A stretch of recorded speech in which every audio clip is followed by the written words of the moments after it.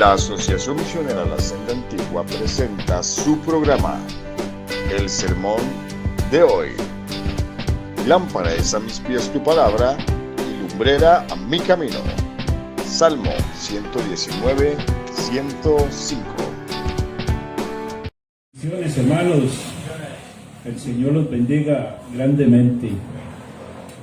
Le damos gracias al Señor por un domingo más que nos permite estar aquí reunidos.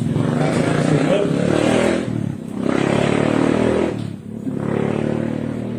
Hermano, yo tengo que pedirle a Dios que me dé paciencia con esas mocas.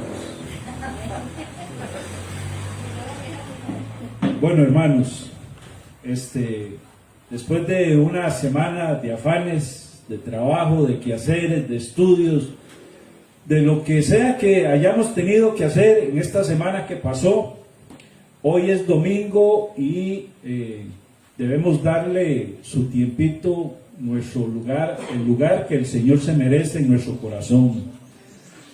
Así es que el domingo es conocido como el Día del Señor porque tiene que ser un día en que dedicamos el día para alabar y glorificar el nombre del Señor.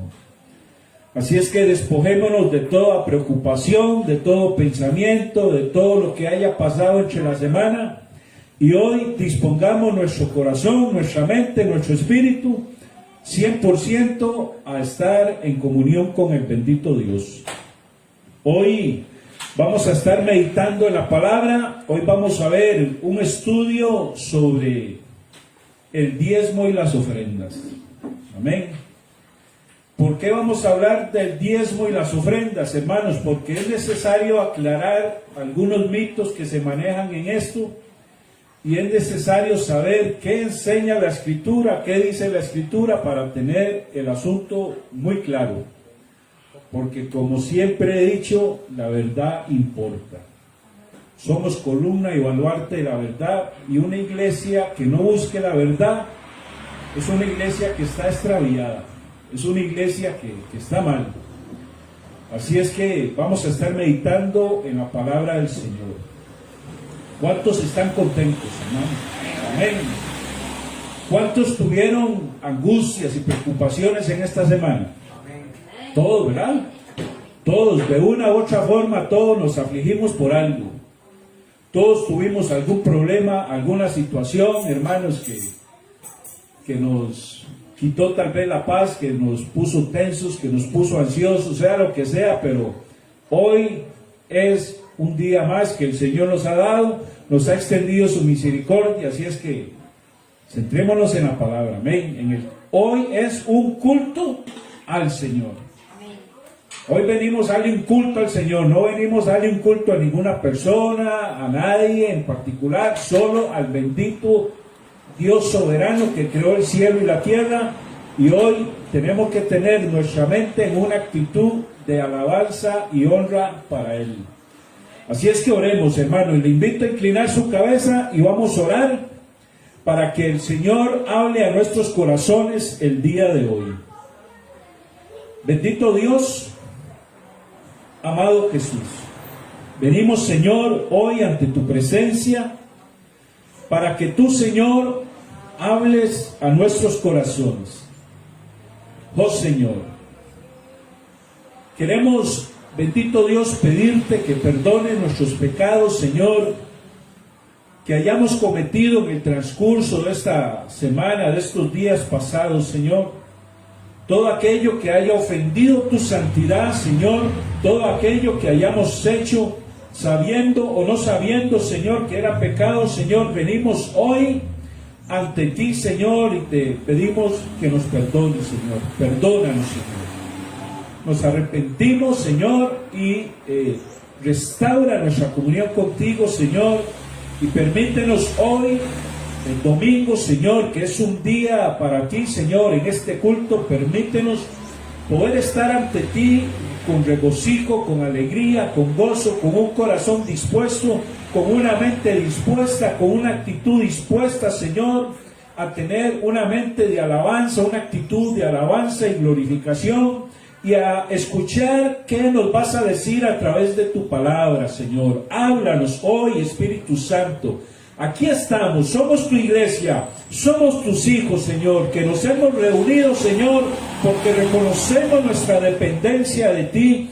Aquí estamos, háblanos, Espíritu Santo, toma el control, en primer lugar, la preeminencia en este lugar, y manifiéstate de una forma poderosa, bendito y soberano Dios, en nuestros corazones. Aviva nuestros corazones, Señor, en esta mañana, en el nombre de Jesús. Háblanos, Padre, a través de tu palabra. Amén y amén. Bueno, hermanos, vamos a ver un tema que tal vez puede ser que lo que usted va a oír no le parezca, o tal vez nunca lo haya escuchado, o tal vez usted diga, qué bueno lo que se dijo hoy, o tal vez se quede un poco extrañado porque nunca escuchó esto, o tal vez diga, no estoy tan de acuerdo, pero hoy vamos a estudiar la palabra del Señor para ver qué nos dice el bendito Dios sobre el diezmo y las ofrendas. Esto es algo que atañe a la iglesia del bendito Dios. Amén. Hermanos, la palabra diezmo en el hebreo es una palabra que se dice que es maser, que habla del 10%. Y en el griego es una palabra que es decató, que obviamente deca de 10, ¿verdad? Entonces de ahí podemos ver las palabras raíces de donde se deriva el diezmo, la palabra diezmo en el idioma hebreo y en el idioma griego. Ahora, la pregunta que está en el aire o que mucho se discute es sobre si los cristianos tienen que diezmar o no tienen que diezmar, si tienen que ofrendar o si tienen que diezmar. Todo eso lo vamos a aclarar hoy. Pero primero, hermanos, para poder entender qué nos dice, para poder entender el concepto o bien claro lo que es el diezmo, primero tenemos que irnos al Antiguo Testamento, que es donde se origina el diezmo. Amén. Y vamos a aclarar algunas cosas en cuanto nos enseña, nos revela el Antiguo Testamento. Ahora, algo, hermanos, que complica la interpretación de muchos cristianos es que a veces en el Antiguo Testamento, en el Nuevo Testamento, se hacen referencias ocasionales. Se hace referencia ocasional a la ley. Cuando se dice la ley, ocasionalmente se está refiriendo a los 5 libros, ¿verdad? Los primeros 5 libros. Cuando se dice algunas veces la ley, a veces se está refiriendo a todo el Antiguo Testamento. O a veces cuando se habla de la ley, se está hablando más directamente sobre parte de Éxodo hasta Deuteronomio. Entonces, esas diferentes menciones que se hacen en la Biblia, usando estos diferentes conceptos, a veces meten en nosotros algunas confusiones. ¿Qué es la ley? ¿Son los 5 libros? ¿Es todo el Antiguo Testamento? ¿O son las 600 y resto ordenanzas que hay en la ley? Entonces vamos a ver, hermanos, que aclarar todos estos puntos. Vemos, por ejemplo, en Josué 1:8, cuando se le dice a Josué, nunca se apartará de tu boca este libro de la ley. ¿A qué se está refiriendo ese verso cuando dice libro de la ley? Se está refiriendo a las ordenanzas que Dios le dio a Moisés, se está refiriendo a los 5 libros, se está refiriendo al Antiguo Testamento. ¿A qué se está refiriendo? Todos estos diferentes tópicos de mencionar la ley con diferentes conceptos a veces nos crea confusión. Pero vamos a ver, por ejemplo, en Mateo 5:17 viene y se nos dice: no penséis que he venido a abrogar la ley o los profetas. No he venido para abrogar, sino para cumplir. El 18 dice: porque de cierto os digo que hasta que pase el cielo y la tierra, ni una jota ni una tilde pasará de la ley hasta que todo se haya cumplido. Entonces, ¿a qué se está refiriendo Jesús cuando dice que Él no ha venido a abrogar la ley? ¿A qué se está refiriendo Jesús cuando Él viene y dice que no va a pasar el cielo? Dice que hasta que pase el cielo y la tierra, ni una jota ni una tilde se le añadirá a la ley. Entonces, hermanos, vemos que en la mayoría de los casos, cuando se habla de la ley en el Antiguo Testamento, en la Biblia, se habla de toda la información que se contiene desde Éxodo 20 hasta Deuteronomio 33. Algunas veces se refiere al Antiguo Testamento y algunas veces a los primeros 5 libros. Pero la mayoría de veces, hermanos, se está refiriendo a Éxodo 20, de Éxodo 20 a Deuteronomio 33.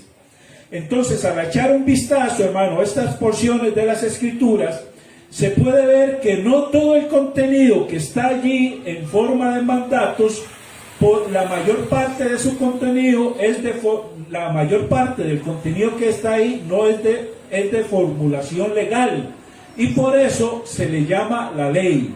Es decir, toca aspectos que tienen que ver con lo legal, pero no todos son mandamientos para nosotros o para las personas. Hay cosas que se dan ahí que se ponen legalmente para mantener cierto orden y ciertos principios ahí, pero no todos son mandamientos para las personas. Hay un erudito, hermanos, que se llama Gordon Fee. Él es de corte carismático, él es pentecostal, y mis respetos para esa persona. Para mí es un erudito el hombre. Y vamos a ver lo que él nos dice, hermanos, sobre lo que debemos nosotros entender sobre la ley. Aclarar algunos conceptos que debemos tener claros sobre la ley para poder llegar a entender si los cristianos tienen que diezmar o no. Vamos a ver. Primero, lo que primero tenemos que entender, y el punto A, es que la ley del Antiguo Testamento es un pacto. Es un pacto. Y si podemos llegar a entender que un pacto, hermanos, es un contrato que compromete dos partes, en las que esas dos partes tienen obligaciones específicas que se encuentran en el mismo contrato, en el mismo pacto. En tiempos, hermanos, del Antiguo Testamento, muchos pactos eran de tipo de protección. Esos pactos eran dados generosamente por el Señor, por un Señor todopoderoso, a un siervo o un vasallo de que era dependiente de él y por ende era más débil. Este amo le garantizaba a ese vasallo beneficios y protecciones. Sin embargo, el vasallo estaba obligado a ser leal a aquel señor, sabiendo que cualquier deslealtad que él hiciera iba a recibir un castigo, según se había especificado en el mismo contrato. Entonces, ¿cómo debía el vasallo mostrar su lealtad al Señor? Acatando, siendo obediente a las reglas de conducta del contrato, y así el vasallo que acatara las estipulaciones de ese contrato, de ese pacto, el protector sabía qué vasallo era leal y qué vasallo no era leal. Entonces, hermano, cuando estas estipulaciones de este contrato eran violadas, sin embargo, el protector se veía obligado por el contrato castigar a los vasallos o a el vasallo. Esto era una ley que se manejaba en esas culturas en el Antiguo Testamento. Entonces, esto es un contexto importante que debemos tener claro para eso. El Antiguo Testamento, como punto 2, vamos a ver que el Antiguo Testamento no es nuestro testamento. Ahora, aquí no quiero que mal entiendan, no estamos diciendo que no es palabra del Señor. Sí es palabra del Señor, lo que estamos diciendo es que no es nuestro testamento. El Antiguo Testamento, hermanos, representa un pacto antiguo que ya no estamos obligados a guardar. No podemos suponer que el pacto antiguo sea de obligación para nosotros. Tenemos que suponer en realidad que ninguna de sus estipulaciones o leyes que están ahí y que son dadas con obligación son para nosotros, a menos que sean renovadas en el nuevo pacto, como lo vemos por ejemplo en Romanos 6:14. Romanos 6:14 dice así: porque el pecado no se enseñoreará de vosotros, pues no estáis bajo la ley, sino bajo la gracia. Entonces Pablo es claro al decir que nosotros no estamos bajo la ley del antiguo pacto, estamos bajo la gracia. Romanos 6:15 dice, ¿qué pues? ¿Pecaremos porque no estamos bajo la ley, sino bajo la gracia? En ninguna manera. Es decir, el hecho de que no estemos obligados al pacto, a la ley del antiguo pacto, eso no nos da a nosotros libertad para violar los principios espirituales que tiene esa ley del antiguo pacto. El espíritu de la ley, que lo que hace es reflejar la voluntad de Dios para el hombre, la moral de Dios. Entonces, hermanos, el pacto del Antiguo Testamento no es igual al pacto del Nuevo Testamento. Dios espera, hermanos, de nosotros evidencias de lealtad diferentes de las que se esperaba del antiguo pacto allá con los israelitas.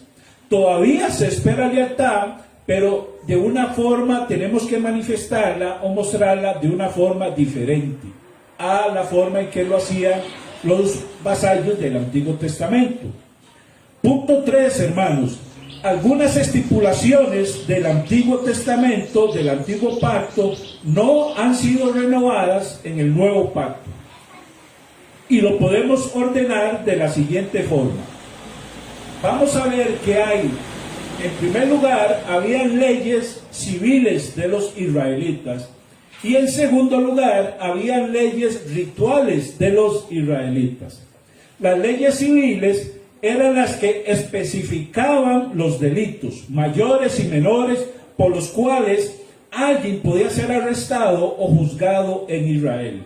Tales leyes se aplican solamente a los ciudadanos del antiguo pacto, gobernado por una teocracia, y entonces, hermano, no hay nadie vivo que viviera de esa época, de ese pacto, hoy como para seguir aplicando esas leyes. Las leyes rituales, hermanos, constituyen la mayor parte de las leyes del Antiguo Testamento y se encuentran en Levítico y también en muchas partes del Éxodo, Números y Deuteronomio. Estas leyes, hermanos, decían al pueblo de Israel cómo realizar adoración, cómo detallaba todo lo que tenía que ver con la adoración, detallaba el diseño, los utensilios de la adoración, hasta las responsabilidades de los sacerdotes, las clases de animales que se debían sacrificar y el método para sacrificar y el método para el sacrificio. El sacrificio de los animales, hermanos, que era la muerte ceremonial y la preparación de la comida, era de importancia esencial en la forma de adorar a Dios en el Antiguo Testamento. Cuando se realizó el sacrificio de Jesús una vez y por todas, este método, hermanos, del Antiguo Pacto quedó abolido de inmediato. Ya no aparece la práctica dentro del ambiente cristiano, la práctica que se estipula en esta ley, aunque la adoración o el espíritu que se buscaba dentro de esos sacrificios de adoración, esa adoración continúa expresada en el Nuevo Pacto. Por eso dice que debemos ofrecernos a nosotros mismos como un sacrificio. No nos está mandando a sacrificar literalmente, pero el Nuevo Pacto todavía nos obliga a mantener el espíritu de esa adoración en el Nuevo Pacto. Entonces la pregunta, hermanos, aquí es, ¿no dijo Jesús que todavía estamos bajo la ley, que todavía no, porque no pasaría ni una jota ni una tilde de ella? ¿Qué quiere decir Jesús con esto? Bueno, eso está en Lucas 16:16, pero lo que Jesús está diciendo ahí en realidad fue que la ley no puede ser cambiada y Jesús dio una nueva ley que no abolía la antigua, sino que cumplía la ley de la antigua. Es decir, Jesús no está diciendo esta ley ya pasó, quedó deshecha. No, Jesús lo que está diciendo es que esa ley iba a permanecer porque iba a ser cumplida por Él en su totalidad, y ya nosotros, hermanos, no estamos obligados a guardar esa ley porque Jesús vino y cumplió todas las exigencias de esa ley hasta para librarnos a nosotros del peso de esa ley. Es decir, diciéndoselo más claro, lo que dijo en realidad fue que la ley no puede ser cambiada. Jesús dio una nueva ley que no abolía la antigua, sino que la cumplía. Jesús cumplió todo el Antiguo Testamento y dio una nueva ley, que es una ley que yo he hablado mucho en el estudio que dimos de las lenguas, que es la ley del amor, o el don del amor, ¿verdad?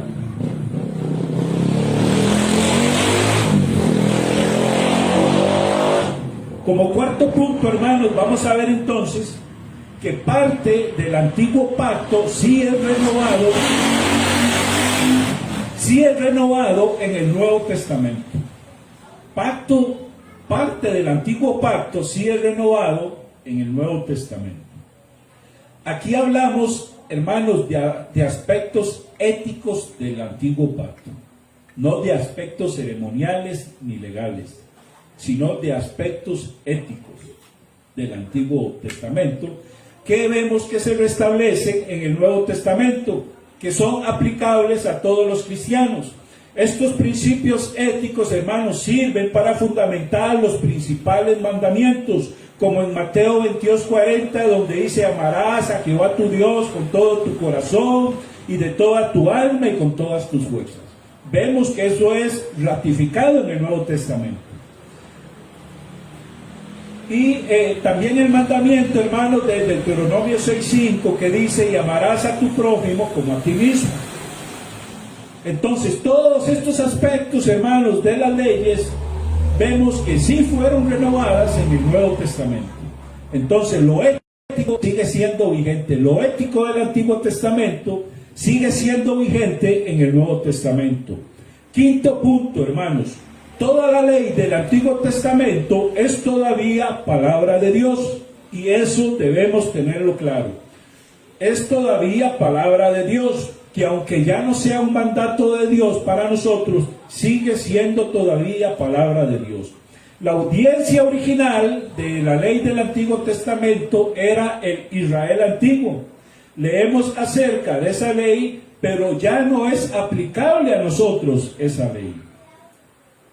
Como punto número 6, hermanos, vamos a ver que solamente los que haya sido renovado explícitamente en la ley del Antiguo Testamento puede considerarse parte de la ley de Cristo.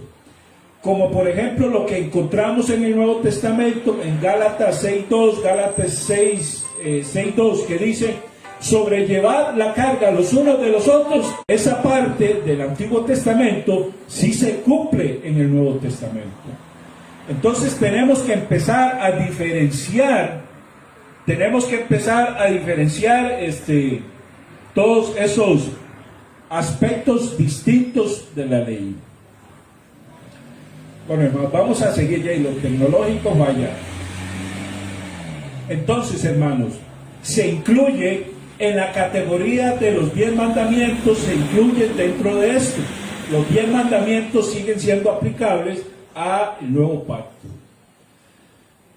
porque se citan en muchos lugares en el Nuevo Testamento, como en Mateo 5:21-37 y Juan 7:23. Y los dos grandes mandamientos de Deuteronomio 6:5 y Levítico 19:18 también, hermanos. Entonces, no se puede probar que otras leyes específicas del Antiguo Testamento sean estrictamente, hermanos, obligatorias para nosotros los cristianos, por valiosas que sean, por valiosos que consideramos esas leyes del Antiguo Testamento. Hay leyes, hermanos, que son paradigmáticas, es decir, que son leyes que son como guías, son normas que nosotros debemos seguir. Por ejemplo, en vez de mencionar todas esas leyes, no mencionan todas las circunstancias que se puedan dar. Sin embargo, menciona un concepto para que nosotros, a partir de ese concepto, podamos saber o poder entender que podemos aplicarlas a otras situaciones. porque la ley no especifica punto por punto cada evento que vaya a pasar, sino que da un ejemplo, y de ese ejemplo nosotros nos tenemos que guiar para poder ver si podemos aplicarla a otras circunstancias o no. Vamos a ver entonces, hermano, veamos algunas circunstancias del Antiguo Testamento que tienen que ver con el diezmo. Vamos a ver que cuando se repartió la tierra a la nación de Israel, hubieron unos que se quedaron sin heredad, que se quedaron sin tierra, ¿verdad? Y sabemos que esos fueron la tribu de Leví, que ellos no tenían heredad, que ellos vivían en toda la tierra, no tenían una porción específica como las demás tribus.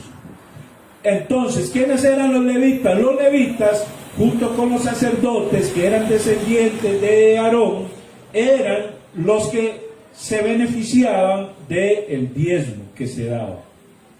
Entonces, el diezmo se daba para beneficiar a los levitas y a los sacerdotes, para sostenerlos, amén. Porque el único propósito que tenían ellos era servir del altar. Eso era todo. Entonces podemos entender que cuando en el Antiguo Testamento, hermanos, no se daba estos diezmos, ¿quiénes eran los que sufrían? ¿Quiénes eran los afectados? Los levitas. Vamos a ver algunos tipos de diezmo, hermanos, en el Antiguo Testamento. Vamos a ver que en Génesis 28:20 vemos un tipo de diezmo que es el que se da la mayoría de veces hoy en día. Y hermanos, y aquí ustedes me van a perdonar si les suena un poco concho, un poco grosero esto, pero el diezmo que vamos a ver ahorita es el diezmo que se ve hoy en día en la mayoría de iglesias, que es un diezmo falso. Y vamos a ver que este diezmo que se da en la mayoría de las iglesias hoy en día es un diezmo de manipulación. Es un diezmo, hermanos, que se da con temor. Se da con temor en todo el sentido de la palabra. Es el diezmo como el que dio Jacob, ¿verdad? Señor, voy a darte todo esto si tú me bendices. Eso era un trueque, mi hermano. Eso era una negociación con Dios, ¿verdad? Eso no era un diezmo, como lo vamos a ver más adelante, cómo era el diezmo legítimo en ese entonces. Pero vamos a ver, dejemos eso ahí. Solo quería mencionar que ese diezmo a los Jacob es el diezmo que se da hoy en día. Te doy para que me des. Así es fácil. Pero vamos a ver que el diezmo principal, vamos a ver varios tipos de diezmos, y el principal debe ser el diezmo teocrático o el diezmo gubernamental. Recordemos que la nación de Israel era una nación que se regía teocráticamente. La ley que Dios dio era la ley que gobernaba a la nación de Israel. Y Levítico 27:30 dice de la siguiente forma, hablando del diezmo teocrático: y el diezmo de la tierra, así de la simiente de la tierra como del fruto de los árboles de Jehová es cosa dedicada a Jehová. Y si alguno quisiera rescatar algo del diezmo, añadirá la quinta parte de su precio a ello. Y todo el diezmo de vacas y de ovejas, de todo lo que pase debajo de la vara, el diezmo será consagrado a Jehová. Este, hermanos, era un impuesto, y está claro, y lo vemos, porque en Nehemías 10:39 dice: porque las cámaras del tesoro han de llevar los hijos de Israel y los hijos de Leví la ofrenda del grano, del vino, del aceite, y allí estarán los utensilios del santuario, y los sacerdotes que ministran, los porteros y los cantores, y no abandonarán la casa de nuestro Dios. Vemos que dice a las cámaras del tesoro. Es claro que se está refiriendo a un impuesto gubernamental. Está un segundo diezmo, que era el diezmo comunitario. Este diezmo gubernamental era obligatorio. el diezmo comunitario también era obligatorio. Entonces vayamos contando, vayamos sumando, ya ahí va un 20%. El diezmo comunitario lo encontramos en Deuteronomio 12:10 y dice: mas pasaréis el Jordán y habitaréis en la tierra que Jehová vuestro Dios os hace heredar, y él os dará reposo de todos vuestros enemigos alrededor, y habitaréis seguros. Y al lugar que Jehová vuestro Dios escogiere para ponerle en él su nombre, allí llevaréis todas las cosas que yo os he mandado, vuestros holocaustos, vuestros sacrificios, vuestros diezmos, las ofrendas elevadas de vuestras manos, y todo lo escogido de los votos que hubierais prometido a Jehová. Este diezmo comunitario, hermanos,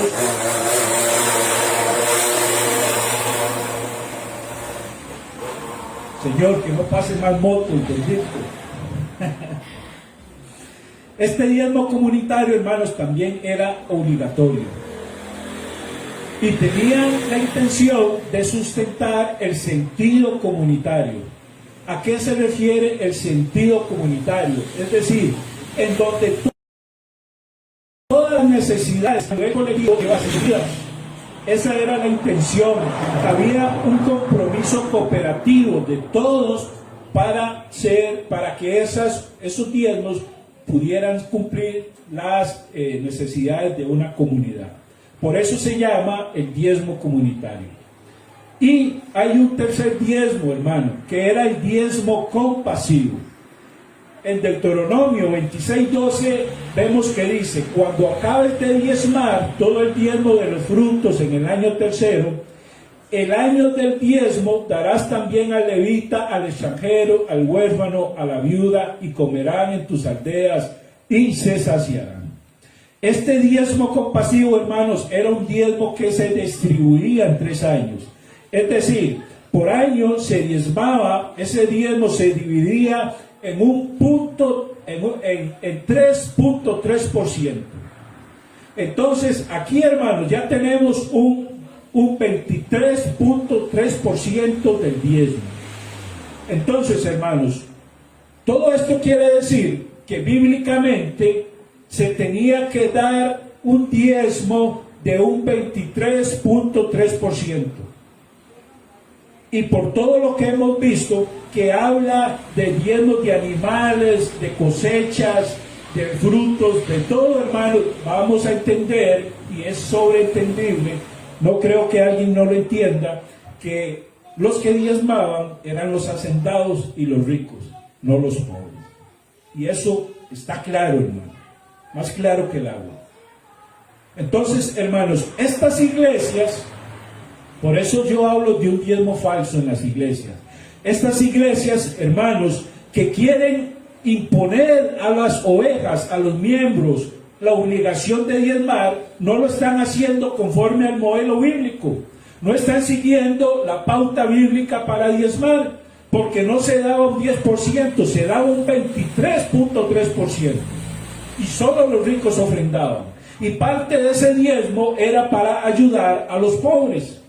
Porque era un diezmo, este diezmo que se daba a los 3 años, era un diezmo de ayuda social, que se repartía entre los huérfanos, entre las viudas, entre los pobres, entre los necesitados, entre los sacerdotes levitas que ya estaban retirados, etcétera, etcétera.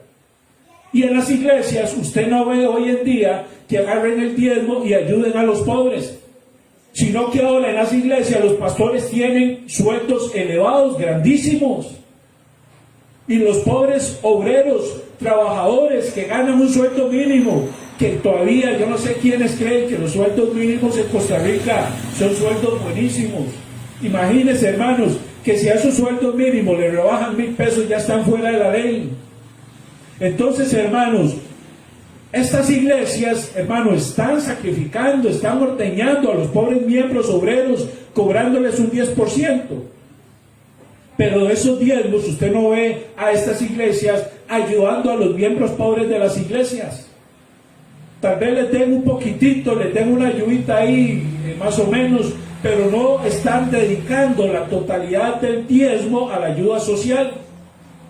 porque los sueldos grandes de los pastores no permiten eso. Porque tras de que es un sueldo grande, tienen cargas sociales que también se hacen grandes, hacer un sueldo grande. Entonces toda la economía que entra al templo tiene que cubrir el sueldo del pastor, tiene que cubrir el mantenimiento del edificio que es grandísimo, lujoso, etcétera, etcétera. Y los pobres sacrificados son los miembros de la iglesia. Pero vamos a ver, hermanos, vamos a ver. Es decir, como dije, hermanos, si no estamos diezmando el 23.3%, le estamos robando a Dios. Así es fácil.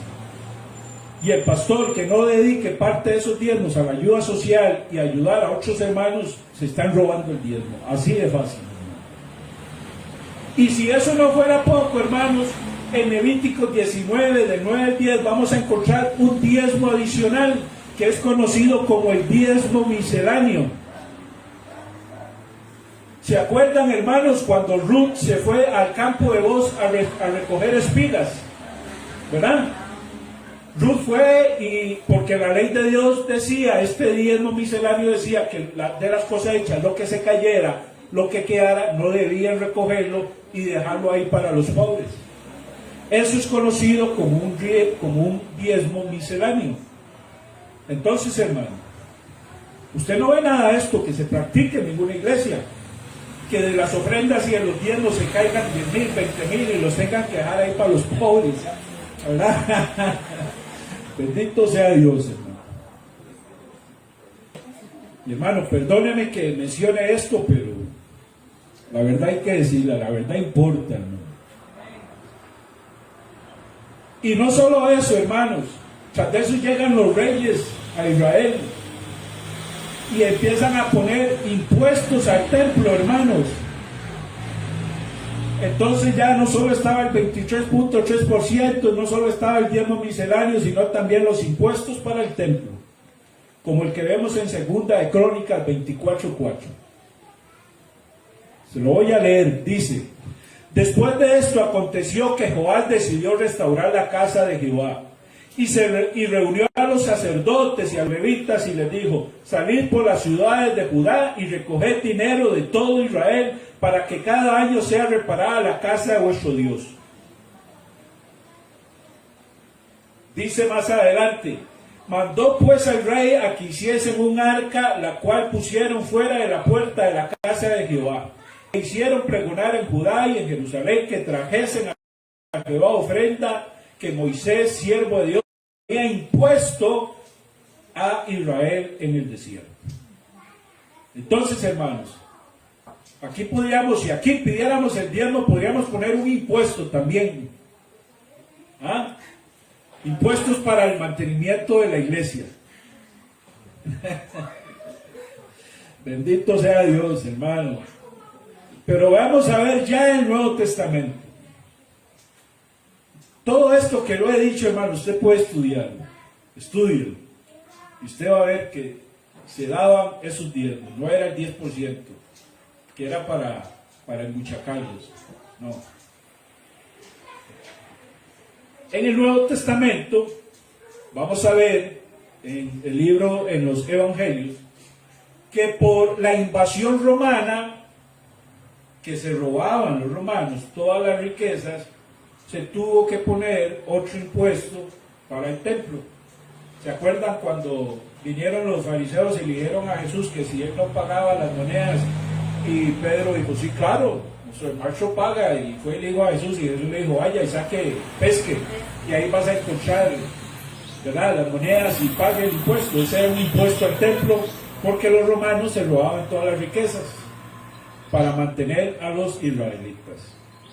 Es bueno aclarar, hermanos, que en el Antiguo Testamento, cuando llegaron los reyes, la práctica del diezmo bajó un montón.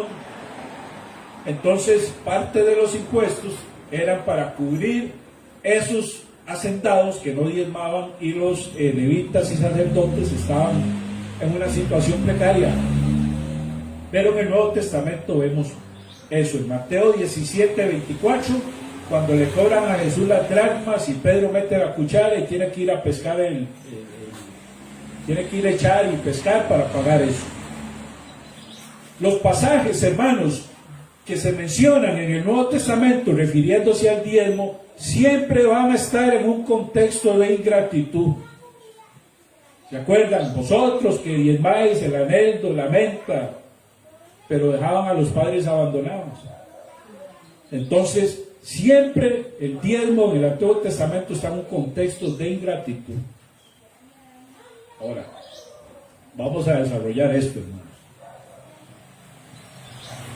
Si usted hace un análisis del Nuevo Testamento, usted va a ver, hermano, va a tener que reconocer que las menciones que se hacen en el Nuevo Testamento sobre el diezmo no están en un contexto de mandamiento, ordenanza, sino de ingratitud. Y si usted estudia el contexto, usted prácticamente va a llegar a la conclusión de que el Nuevo Testamento no menciona el diezmo como ordenanza para el cristiano. Ahora, ¿quiere decir esto que el cristiano no tenga que dar dinero? No, no estoy diciendo eso. Lo vamos a aclarar. Ya en el Antiguo Testamento, hermanos, ya para terminar ese tema, aparte del diezmo, vamos a encontrar también ofrendas que eran ofrendas voluntarias. Una ofrenda de esas era denominada una dádiva de fe en Números 18:12, y una ofrenda voluntaria denominada dádiva de amor que encontramos en Éxodo 25 del 1 al 2, aparte de los diezmos. Ya en el Nuevo Testamento, hermanos, vamos a ver que la palabra diezmo en el Antiguo Testamento aparece 40 veces, y en el Nuevo Testamento aparece 7 veces, pero a veces repitiéndose los mismos hechos. Son mencionados en diferentes libros, pero hablando del mismo evento, que a la última conclusión podríamos llegar a decir que solo se habla en 2 ocasiones. Y hermanos, esas veces que se mencionan en el Nuevo Testamento están mencionadas antes de la crucifixión, y en Hebreos cuando se menciona la historia de Abraham con Melquisedec. Lo que debemos de aclarar, hermanos, de Abraham y Melquisedec es que dice la Biblia que Abraham dio los diezmos a Melquisedec de todo. ¿Cómo dice? ¿Algunos han leído eso? De todo. No, hermanos. Dice del botín. No de todo lo que era él, solo del botín. Es decir, Abraham no diezmó completamente. Y, hermanos, no se encuentra en la historia secular del Antiguo Testamento, la historia antigua, y en la historia del Antiguo Testamento no se encuentra que el diezmo haya sido practicado o que fuera una ley impuesta en los tiempos de Abraham. Eran cosas que hacían voluntariamente, que las naciones paganas también lo hacían con sacerdotes voluntariamente. Antes de la ley no era obligatorio el diezmo. Y Abraham no dio el diezmo de todo, dio el diezmo solo del motín. Así es que no aplica aplicarle eso al cristiano tampoco. Veamos el Nuevo Testamento, algunos principios sobre cómo dar en el Nuevo Testamento. El primer principio para dar en el Nuevo Testamento es el principio de dar con disposición. Hermanos, no estamos hablando de diezmo. El Nuevo Testamento no habla del diezmo como imposición para el cristiano. El primer principio para dar en el Nuevo Testamento es dar con disposición. 2 Corintios 9:7 dice Pablo: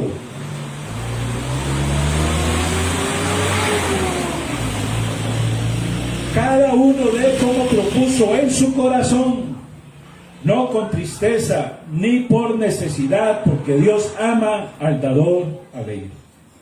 ¿Cómo debe dar el cristiano? Apúntelo ahí. Primero, con disposición. Segundo, dar sistemáticamente y planeadamente. Eso lo vemos cuando Pablo viene y dice: en cuanto a la ofrenda para los santos, haced vosotros también de la manera que ordené en la iglesia de Galacia. Cada primer día de la semana, cada uno de vosotros ponga aparte algo, según haya prosperado, guardándolo para que cuando yo llegue, no se recojan entonces ofrendas. 1 Corintios 16:2. Da sistemáticamente y planeado. Sistemáticamente está hablando de establecer metódicamente un plan para estar recogiendo ofrendas. Entonces, ¿cómo deben dar? El segundo punto, ¿cómo deben dar los cristianos? Sistemáticamente y planeadamente. Usted de lo que reciba mensualmente, quincenalmente, como usted lo reciba, usted debe de planear qué días usted va a apartar y qué cantidad va a apartar para dar en la iglesia. Tercer punto, los cristianos deben dar sacrificialmente y generosamente. Segunda de Corintios 8:1 dice: asimismo, hermanos, os hacemos saber la gracia de Dios que se ha dado a las iglesias de Macedonia. Oiga lo que dice: que en grande prueba de tribulación, la abundancia de su gozo y su profunda pobreza abundaron en riquezas de generosidad. Es decir, estaban en pobreza, estaban en tribulación, y aún así sus ofrendas fueron generosas. ¿Y por qué fueron sacrificialmente? Porque estaban en pobreza y en aflicción. ¿Cómo debe dar el cristiano? Con disposición, sistemáticamente y planeado, y sacrificial y generosamente. Vamos a ponerle este ejemplo. Supongamos que hay dos personas, hermanos, que ganan 300,000 colones. Estas dos personas ofrendan 30,000 colones. Pero resulta que el patrón llama a uno de ellos y les dice: venga, le voy a subir el sueldo. Y le voy a aumentar el sueldo a 600,000 colones. Entonces uno gana 800,000 y el otro gana 600,000. Uno ofrenda 30,000 y el otro, como le doblaron el sueldo, entonces ahora ofrenda 60,000. Entonces la pregunta es, aquí hay dos conceptos, pero quiero preguntarlo primero: ¿cuál de los dos sacrifica más? ¿El de 30,000 o el de 60,000? El de 30,000, mi hermano, porque el de 30,000, no, el de 60,000, al dar 30,000 más, o sea 60,000, le quedan de ganancia 240,000, 270,000. Mientras que al otro, o sea, 270,000 del aumento, más el sueldo base que ya tenía. Pero el que no le hicieron el aumento sigue manteniendo su misma base y ofrendando lo mismo. Entonces está sacrificando más porque gana menos. El otro recibió un aumento, entonces daba los 30, pero le quedaban 270,000 de ganancia. Entonces, hermanos, podemos ver el beneficio de dar generosamente, porque el Señor nos ha dado la promesa de proveer, ¿verdad?, para que nosotros demos. Y este hombre fue fiel con su ofrenda y el Señor le aumentó. Pero el otro no tuvo aumento y aún así siguió siendo fiel y sacrificando lo que tenía que sacrificar. Entonces, hermanos, dar es el resultado de crecer en la gracia. Eso es un principio fundamental en la vida del cristiano. El cristiano que da está mostrando un crecimiento en la gracia del Señor. Porque, hermanos, dar es una manifestación de la perfección de la gracia en la vida del cristiano. Segunda de Corintios 8:7 dice: por tanto, como en todo abundáis, en fe, en palabra, en ciencia, en toda solicitud y en vuestro amor para con nosotros, dice, abundad también en esta gracia. Entonces Pablo reconoce dentro de las ofrendas la gracia de Dios interviniendo en el asunto.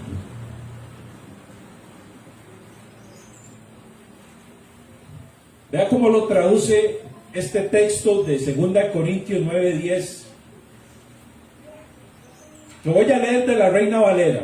La Reina Valera dice, 2 Corintios 9:10, y el que da semilla al que siembra y pan al que come, proveerá y multiplicará vuestra sementera y aumentará los frutos de vuestra justicia, para que estéis enriquecidos en todo para toda liberalidad, la cual produce por medio de nosotros acción de gracias a Dios. Eso es lo que promete el Señor cuando usted ofrenda en la iglesia. Pero dice, el Señor proveerá y multiplicará vuestra sementera. Y muchos dicen, aquí está el negocio. Aquí está el negocio, dicen. Yo diezmo, ofrendo, y claro, el Señor me va a multiplicar y lo mío va a crecer. Pero ese no es el sentido del pasaje. Sí lo menciona, sí toca ese aspecto, pero ¿para qué? Vea cómo lo traduce la versión lenguaje actual. Lo traduce así, el mismo texto. Dios da la semilla que se siembra y el pan que nos alimenta. Así que también les dará a ustedes todo lo necesario y hará que tengan cada vez más para que puedan ayudar a otros. Entonces, ¿cuál es la idea de que Dios le provea a usted y le multiplique? Para que usted atesore, para que llene la billetera, para que engrandezca la cuenta bancaria. No, hermanos, no. El Señor da y multiplica para que usted ayude a los necesitados, no para que engruese su billetera. Las ofrendas es para mantener la iglesia y ayudar a los necesitados, sea de la iglesia, sea de la comunidad, sea de donde sea, hermanos. Esa es la intención. El Señor no quiere millonarios, el Señor quiere siervos, hombres obedientes, abnegados, despojados. Haya pues en vosotros el sentir que hubo en Cristo Jesús, dice la Biblia, el cual siendo en forma de Dios, no se aferró al ser igual a Dios, sino que se despojó, haciéndose obediente hasta la muerte y muerte de cruz. Porque por la riqueza dice que Él se hizo pobre para que nosotros fuéramos ricos. Ese sentir debe haber en nosotros también. No debemos engrosar las billeteras. Debemos, hermanos, engrosar el tesoro del cielo. Amén. Dar, hermanos, es una inversión en su propia naturaleza. Pero dar no tiene que ser una inversión en mi mente. Dar es una inversión en su propia naturaleza. No es que nos está invitando a dar para recibir más, sino que simplemente, hermanos, eso es como cuando yo ayudo a mis padres. Como cuando un hijo está estudiando. Los padres pagan el estudio de los hijos. Y los hijos estudian y se sacrifican para honrar a sus padres. Porque son obedientes a sus padres. Pero no porque están esperando que, mire, esa práctica que muchos tienen, que bueno, y yo la respeto, y en cierta forma no es mala, pero puede dar un mal mensaje. Que si el hijo pasa el año, gana el año, vienen en diciembre y le dan, tome, por haber pasado el año, y le dan su buena platita. Claro, el hijo empieza a ver eso como un negocio. Pero hay que entender, hermanos, que Dios, los padres, dan eso a los hijos que se esfuerzan como recompensa por su obediencia. Esa es la parte del padre. Y la parte del hijo debe ser obedecer por amor y honrar a los padres, no para que mi padre me dé.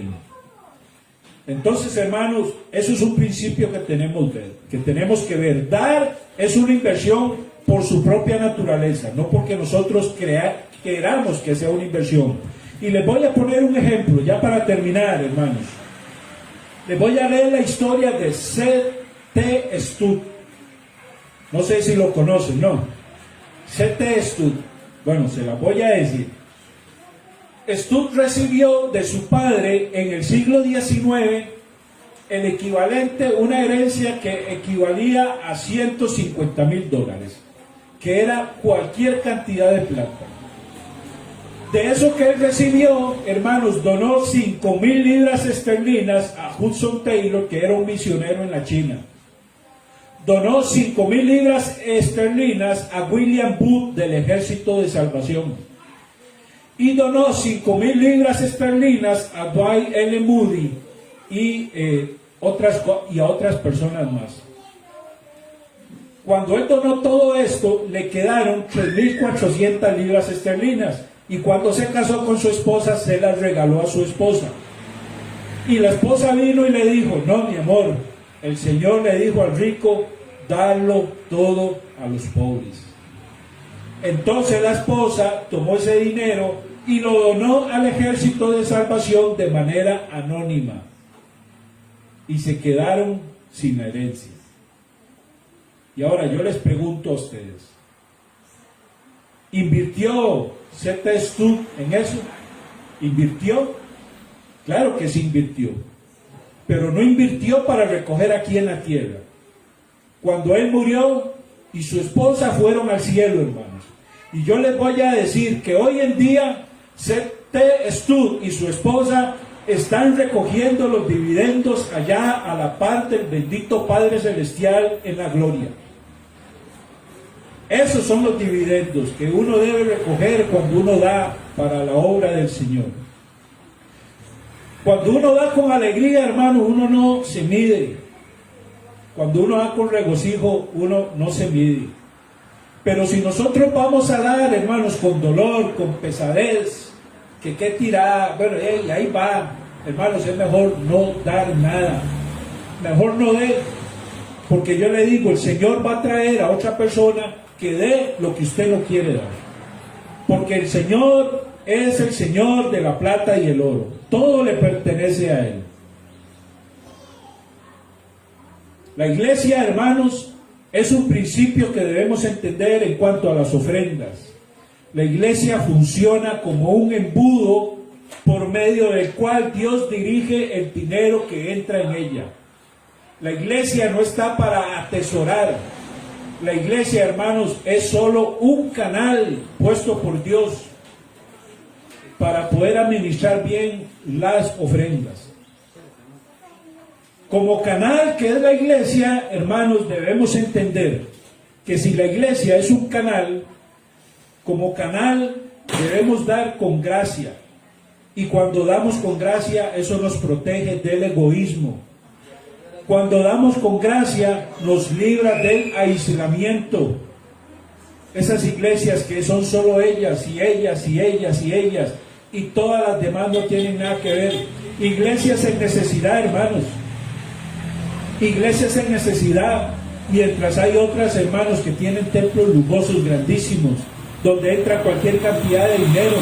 Y hay siervos en otras localidades, hermanos, que están pasando penurias. Entonces, dar con gracia nos libera de ese egoísmo. Dar con gracia, hermanos, nos protege también de la indiferencia y de la apatía. Y es ahí, hermanos, en donde, bendito sea Dios por la Asociación Misionera Cristiana de la Senda Antigua, hermano, que se preocupa por las necesidades de otras iglesias. Y ha entendido bien que son solo un canal por medio del cual las ofrendas son enfocadas o son apuntadas a las necesidades de otras personas. Esos son los principios, hermanos, que encontramos en el Nuevo Testamento sobre dar. Nosotros, hermanos, estamos orando a Dios para que nos dé un local. Y yo le voy a ser sincero, mi oración al Señor es para que Él nos dé un local, porque necesitamos un local. Él sabe que ocupamos un local, pero ese local, hermanos, debe ser un local que no nos desvíe económicamente el dinero a la manutención de ese local.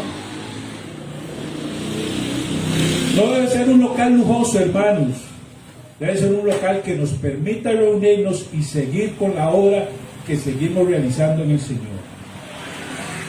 Entonces, hermanos, los principios para el cristiano del Nuevo Testamento son esos.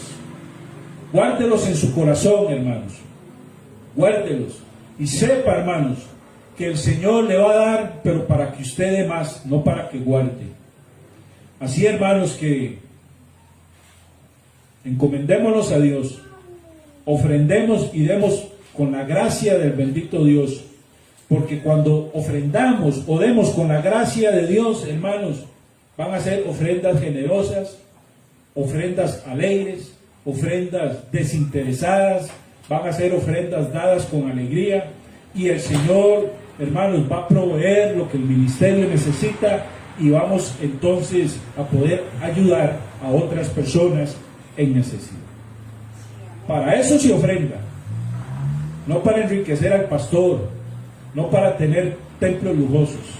Se ofrenda para la obra bendita del Señor Jesucristo, para socorrer a otros hermanos en Cristo. El diezmo, hermano, era una imposición, un impuesto. La ofrenda tiene que ser algo de corazón, algo que se dé con alegría, ya no una imposición. Si usted diezma, usted se está limitando al 10%. Si usted ofrenda, se está abriendo a la generosidad del bendito Dios. Amén. Incline su cabeza.